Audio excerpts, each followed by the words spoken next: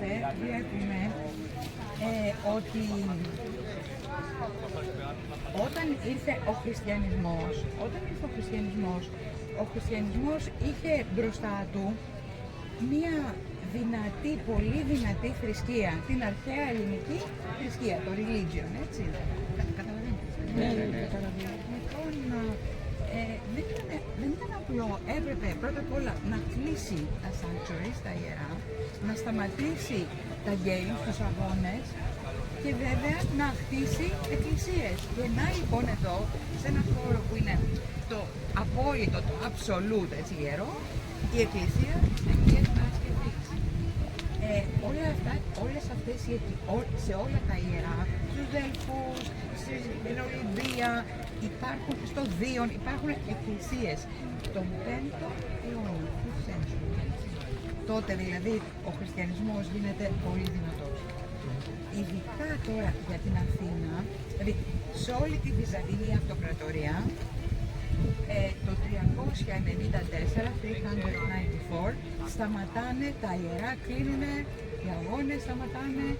Ειδικά όμως στην Αθήνα έχουμε μία μέρα πολύ σπουδαία, μια ημερομηνία πολύ σπουδαία, το 529,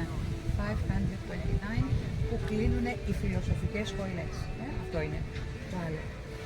Τώρα, άμα πάμε λίγο πιο πίσω, θα δούμε ότι σε αυτό το χώρο που είμαστε και οι Ρωμαίοι όταν ήρθανε και αργότερα στα Βυζαντινά χρόνια, μάλλον στα Ρωμαϊκά χρόνια να το πάρω, είμαστε δηλαδή Ρωμαϊκά χρόνια με τον Αδριανό, το 2ο αιώνα, αλλά και πριν τα χρόνια του Καίσαρα, τα χρόνια του Αυγούστου, του πρώτου αυτοκράτορα, έχουμε διαρκώς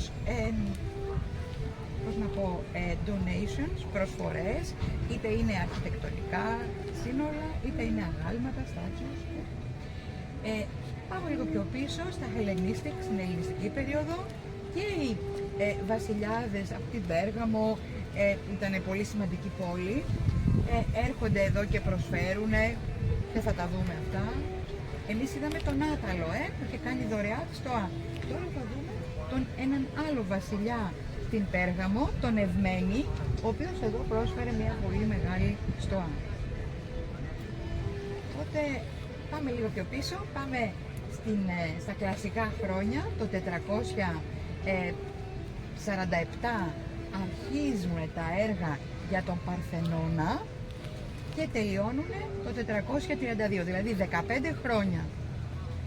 Ο διευθυντής των έργων της Ακρόπολης τα τελευταία, δεν ξέρω, 35 χρόνια, πάντως 30 σίγουρα, ο Μανώλης Κορές, έχει κάνει ένα research, έχει κάνει ένα project και έχει δείξει ότι αν ο Παρθενώνας τελείωσε περίπου στα 9 χρόνια.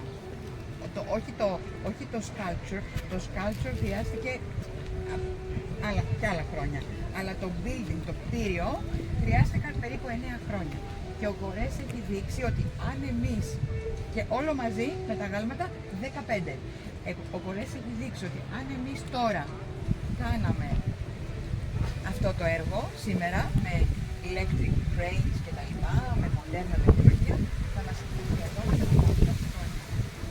Αυτό, καταλαβαίνετε, είναι πάρα πολύ.